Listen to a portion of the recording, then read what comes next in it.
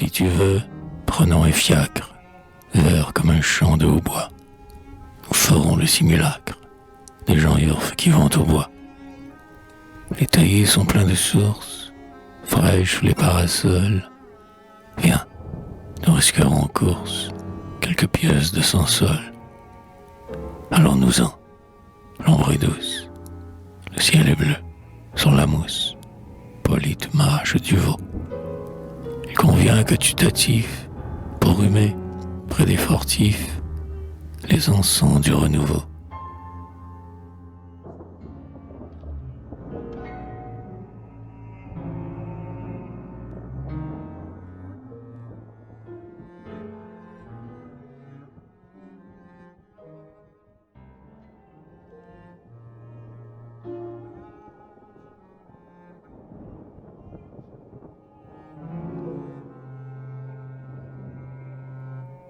Dîner champêtre, entre les sièges où les garçons volontaires entassent leurs chalands parmi les boulingrins. La famille fait ça avec des airs sereins, discute longuement les tables solitaires. La demoiselle a mis un chapeau rouge vif, dont s'honore le bon faiseur de sa commune. Madame Fessard, un peu ramassée brune, porte une robe loutre avec des reflets d'ifs. Enfin, ils sont assis, et le père commande des écrevisses, du potage au lait d'amande, toutes choses dont il rêvait depuis longtemps.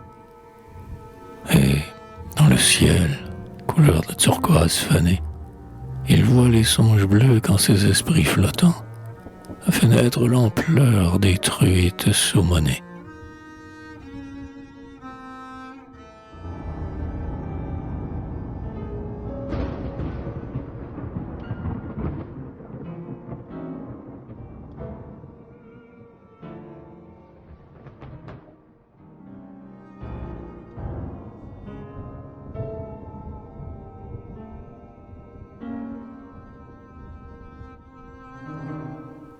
Oui, ce qui fait que l'ancien bandagiste renie le comptoir dont le faste à l'échelle est passant. C'est son jardin d'Auteuil où, veuf de tout encens, les ignares ont l'air d'être en tôle vernie. C'est là qu'il vient, le soir, goûter l'air à Ramal, et, dans sa rocking chair, en veston de flanelle, aspirer les senteurs qui penchent sur Grenelle, les fabriques de suif et de noir animal. Bien que libre penseur et franc-maçon, il juge le Dieu propice qui lui donna ce refuge, où se meurt un cyprin émis la pièce d'eau, ou, dans la tour moresque aux lanternes chinoises, tout en lui préparant du sirop de framboise, sa demoiselle chante un couplet de Nadeau.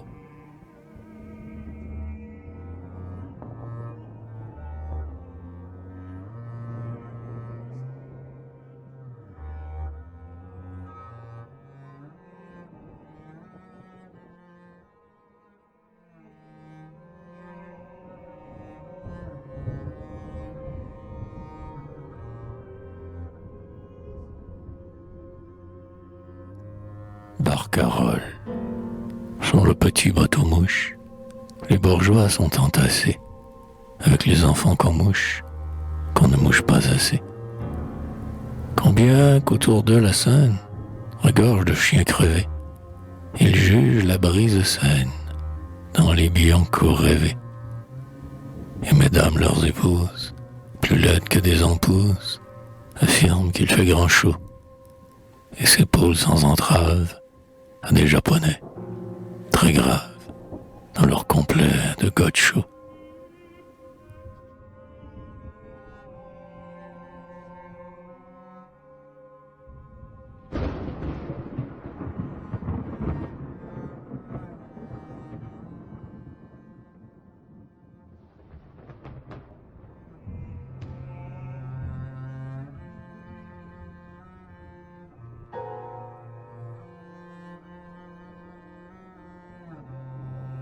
Hydrothérapie.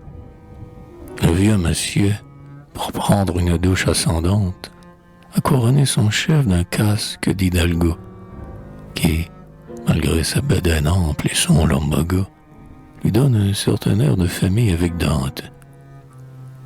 Ainsi ses membres gourds et sa vertèbre à point traversent l'appareil des tuyaux et des lances, tandis que des masseurs tout gonflés d'insolence frottent aux gants de crin son dos où l'acné point.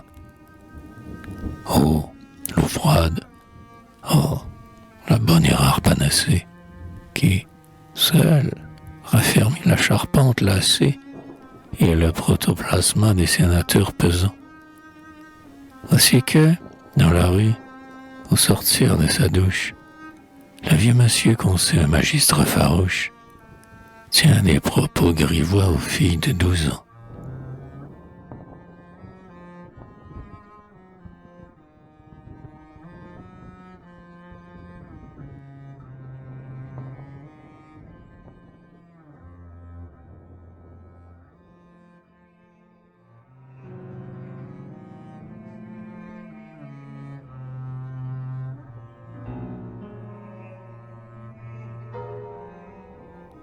En Israël, la tribu Salomon du faubourg Saint-Antoine, autour du Père Langue, brocanteur vénéré, canoniquement rompt l'azime consacré et biberonne sans crever le péritoine.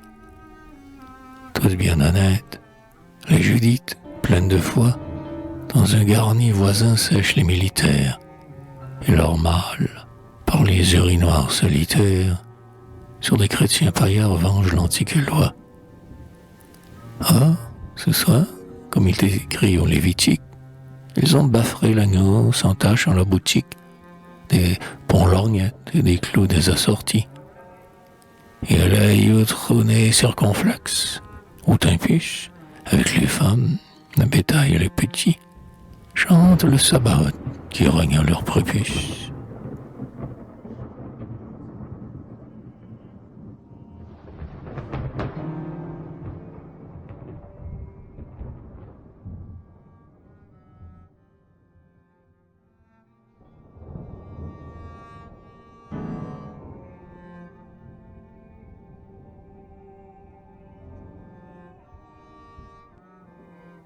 Quartier latin, dans le bar où jamais le parfum des brevets ne dissipe pas l'odeur de vomi qui la navre, triomphent les appâts de la mer cadavre, dont le nom est fameux jusque chez les rois. Brune, elle fut jadis vantée entre les brunes, tant que son souvenir au Vauxhall est resté, et c'est toujours avec beaucoup de dignité qu'elle rince le zinc si détaille les prunes. Ses causes, son cabaret s'emplit le soir de futurs avoués, trop heureux de sursoir quelque temps l'étude inepte des digestes. Des valaques, des riverains du fleuve amour s'acoquinent avec des potards indigestes qui s'y viennent former aux choses de l'amour.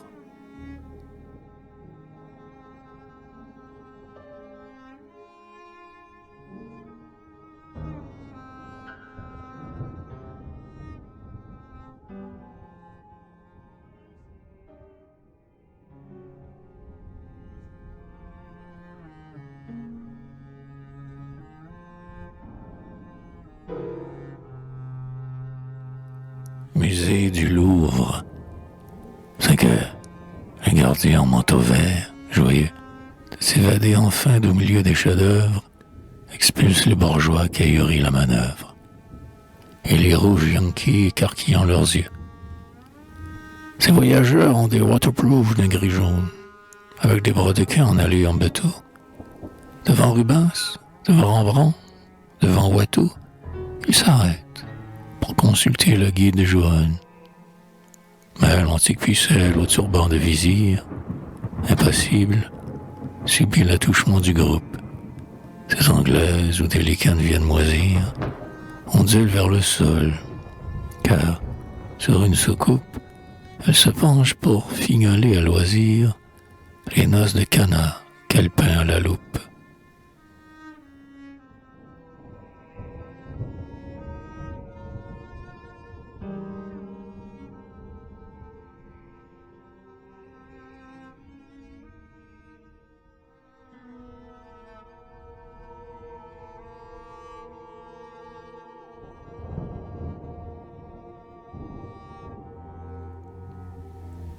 l'as des victoires.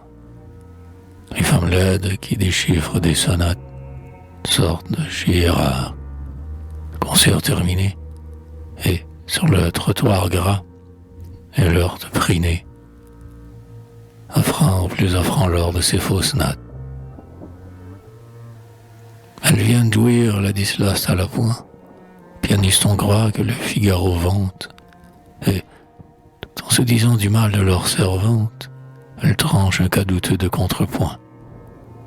De messieurs résignés à qui la force manque, les suivent, prouvant de leur chef déjà mûr, ils laissent préférer le moindre saltimbanque. Leur silhouette court, falote, au ras de mur, cependant que Louis, le vainqueur de Namur, s'assomme à regarder les portes de la banque.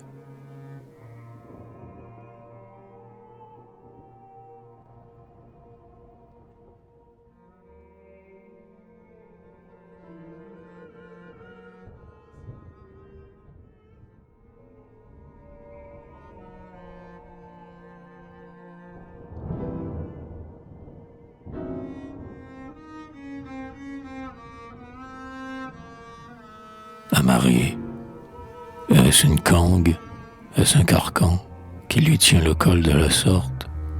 Est-ce une peau de bête morte, son collet de vague astrakhan?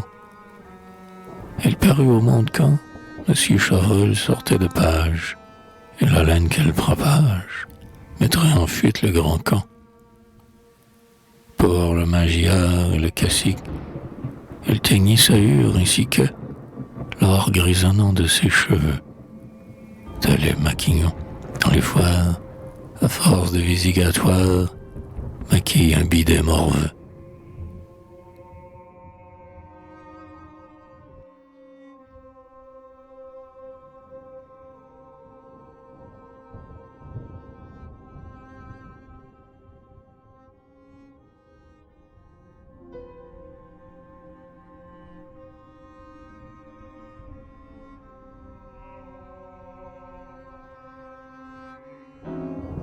Courage.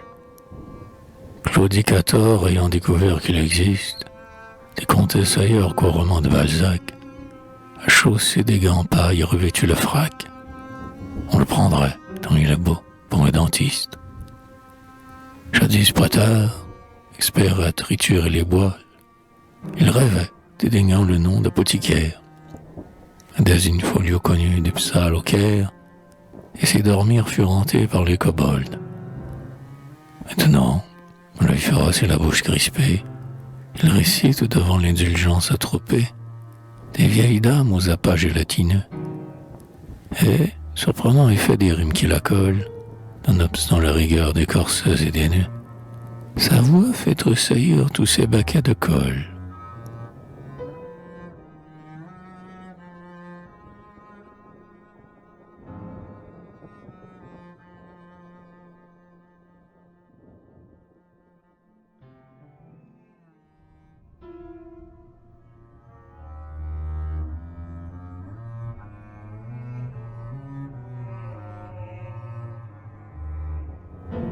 Sur champ d'or. Certes, M. Benoît approuve les gens qui ont lu Voltaire et sont aux jésuites adverses. Il pense, il est idoine aux longues controverses, il déprise le moine et le teriyaki. Même il fut orateur d'une loge écossaise. Toutefois, car c'est légitime, croit en Dieu. Le petit Benoît, voile blanc, ruban bleu, communia. Ça fait qu'on boit à main et litre à 16. Chez le bistrot, parmi les bancs en poigré, le billard somnolent et le garçon vautré trône la pucelette aux gants de philocèle. En Benoît qui s'émèche et tourne au calotin montre quelque plaisir d'avoir vu, ce matin, l'hymen du fils unique et de sa demoiselle.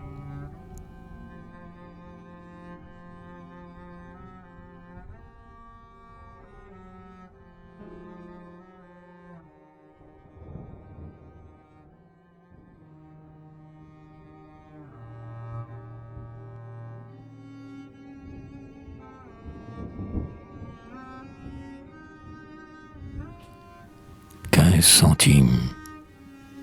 L'œil varon et le nez de pustule fleuri. Sous l'effrayant amas de son bonnet à coque, le buraliste, au seuil de l'odorant abri, exhale sa douleur en morne soliloque. Injuste sort, devant cet odéon banal, mais faudra-t-il, sans cesse, aux heures taciturnes, offrir au vieux monsieur des carrés de journal? Oh Casimir, tandis que sonnent tes coturnes, moi qui connus Ponsard et fus scribe, au regret, dois-je rincer l'amphore où le client s'épanche, malpropre les bourgeois autant que décorés, et cueillir ma boubouille au fond des lieux secrets, sans connaître jamais l'espoir d'un beau dimanche? Dieu, que ne suis-je assis à l'ombre des forêts?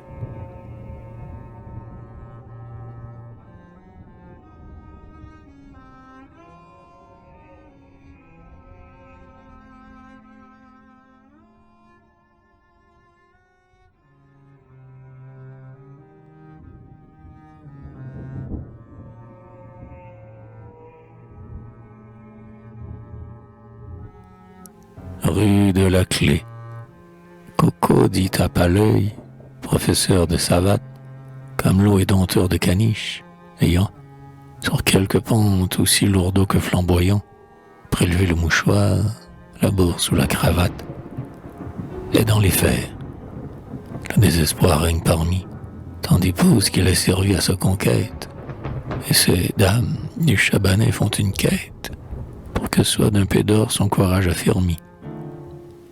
Mais, enclin au repos que lui fait Pélagie, le petit homme, anémie, se réfugie près des conspirateurs dont brille cet endroit, et, fier de ressusciter les mégots qu'il impètre, chez les poètes et chez les docteurs en droit, il savoure l'orgueil de voir des gens de lettres.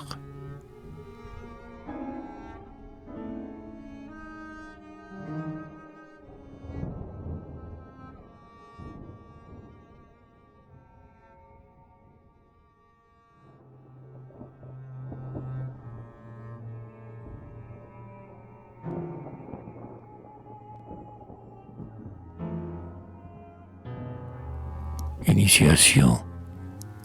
À Saint-Mandé, parmi les badauds hésitants, le cornac loue avec pudeur sa marchandise. Une Vénus d'un poids énorme et, qu'on le dise, montrée aux hommes seuls de plus de 18 ans. Des militaires, des rustiques entre deux âges, pénètrent, soucieux du boniment complet, sous la tente où, massive et fidèle aux usages, la dame, en tutu rose, exhibe son mollet. Seul, le potache ému de cette place mature, gigantale, pour voir des pieds à la ceinture, allonge un supplément dans le bassinet gras. Et tandis que, penaud, vers l'estrade il s'amène, d'un accent maternel et doux, le phénomène lui dit « Tu peux toucher, monsieur, ça ne mord pas. »